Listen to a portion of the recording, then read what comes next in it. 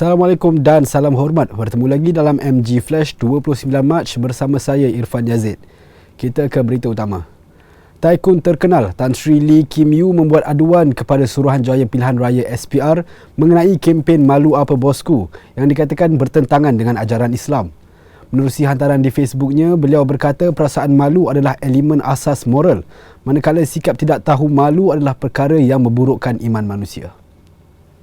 Tambah pengasas The Mines Resort itu, jika semua rakyat Malaysia belajar untuk menjadi tidak malu seperti bekas Perdana Menteri Datuk Seri Najib Razak, maka pilihan raya tidak perlu diadakan lagi.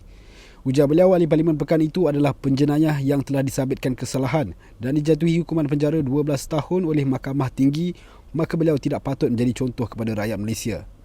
Tambah ahli perniagaan ternama itu, beliau turut menyerahkan sepucuk surat kepada Yang di-Pertuan Agong dan Majlis Raja-Raja untuk melaksanakan hak dan tanggungjawabnya sebagai warga negara Malaysia mengikut Perlembagaan Persekutuan dan Prosedur Undang-Undang.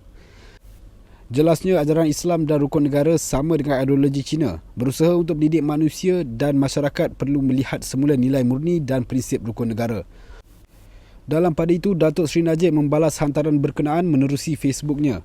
Menurut beliau, sekiranya benar kempen Malu Apa Bosku telah melanggar ajaran agama Islam, aduan sepatutnya dibuat kepada Jabatan Agama Islam dan bukannya SPR.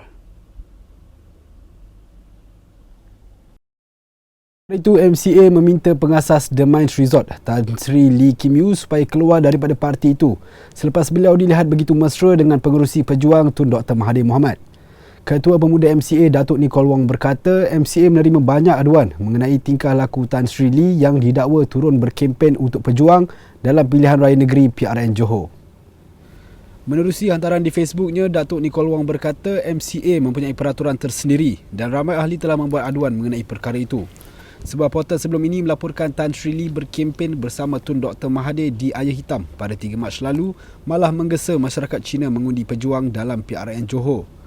Pada Majlis Makan Tengah Hari bersama pengerusi pejuang, taikun itu juga memuji Tun Dr. Mahathir dan mengatakan Malaysia akan menghadapi masalah lebih besar sekiranya bekas Perdana Menteri itu tidak memimpin Malaysia semasa krisis kewangan Asia 1997. Taikun hartanah itu juga membidas ahli Parlimen Barisan Nasional Datuk Seri Najib Tun Razak dan menggesa ahli masyarakat supaya tidak bergaul dengan orang yang disabitkan kesalahan oleh mahkamah. Bagaimanapun, pejuang telah menafikan spekulasi yang mengaitkan parti itu dengan hartawan berkenaan walaupun Tan Sri Lee hadir bersama Tun Dr. Mahathir berkempen di Johor.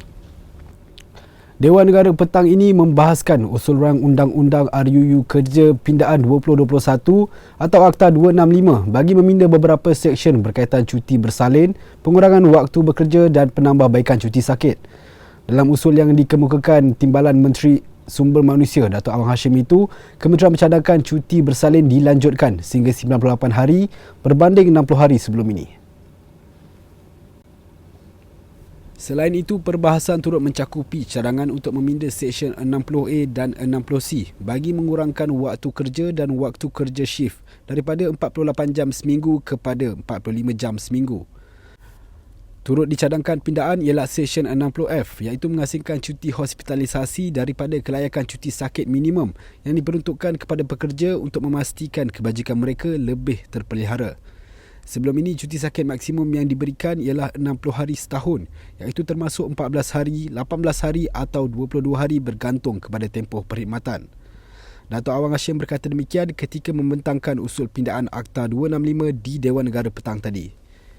Datuk Awang Hashim menjelaskan pada masa ini Seksyen 37 memperuntukkan cuti bersalin tidak kurang daripada 60 hari untuk setiap kelahiran sehingga 5 orang anak yang hidup. Menurutnya, tempoh cuti bersalin ini tidak pernah ditambah baik sejak diperkenalkan pada tahun 1980 dan cadangan untuk memanjangkan tempoh cuti bersalin ini selaras dengan Konvensyen ILO mengenai Maternity Protection Convention 2000-183 yang menyarankan supaya tempoh cuti bersalin ini hendaklah tidak kurang daripada 14 minggu iaitu bersamaan 98 hari.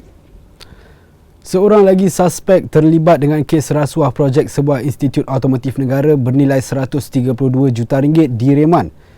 Sumber Suruhanjaya Pencegahan Rasuah Malaysia SPRM berkata perintah reman 4 hari itu dikeluarkan Magistrate Tuan Shah Wira Abdul Halim di Mahkamah Magistrate Putrajaya hari ini. Menurutnya, suspek lelaki berusia 36 tahun itu adalah penasihat kanan sebuah syarikat. Dia dipercayai telah memberi suapan berjumlah RM5 juta sebagai balasan supaya syarikat di bawah kawalannya mendapat geran projek. Suspek ditahan di bawah Seksyen 17 Kurungan A Akta SPRM 2009. Sementara itu, tempoh reman bagi seorang lagi suspek bergelar Datuk sebelum ini dilanjutkan selama 4 hari bermula esok sehingga 2 April ini. Sebelum ini, individu bergelar Datuk itu merupakan antara 9 yang direman untuk membantu siasatan berhubung nilai projek berjumlah RM85 juta membabitkan sebuah institut berkaitan otomotif tempatan.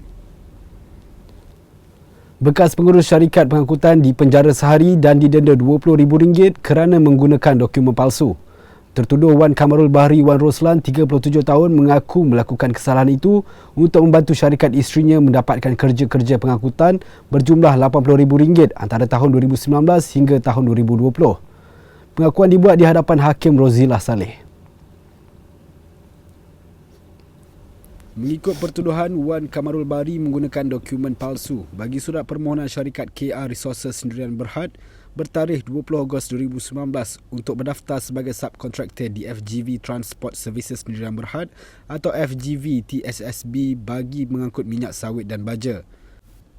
Menurut Wan Kamarul Bahri, dia melakukan kesalahan berkenaan untuk membantu FGV TSSB yang ketika itu kritikal untuk mendapatkan khidmat subkontraktor bagi mengangkut minyak sawit dan baja. Katanya kadar bayaran yang diberikan FGV TSSB kepada subkontraktor luar sangat rendah sehingga mereka sukar mendapatkan subkontraktor. Justru dia terpaksa mendaftarkan syarikat milik isterinya bagi mengatasi kekurangan itu. Bagaimanapun, alasan itu telah menyebabkan Hakim Rozilah berang dengan alasan tertuduh kerana jelas tindakan Wan Kamarul Bahri menggunakan dokumen palsu adalah demi kepentingan peribadi dan menafikan hak syarikat lain mendapatkan kerja-kerja pengangkutan terbabit. Tertuduh didakwa mengikut Seksyen 471 Kanun Keseksaan dan boleh dihukum di bawah Seksyen 465 Kanun yang sama. Jika sabit kesalahan, dia boleh dihukum penjara sehingga 2 tahun dan didenda atau kedua-duanya sekali. Sekian dahulu MJ Flash buat masa ini. Teruskan bersama kami untuk mengikuti perkembangan dari semasa ke semasa hanya di platform media sosial di Malaysia Gazette di Facebook, Twitter, Instagram dan YouTube atau melalui portal di www.malaysiagazette.com. Assalamualaikum dan salam hormat.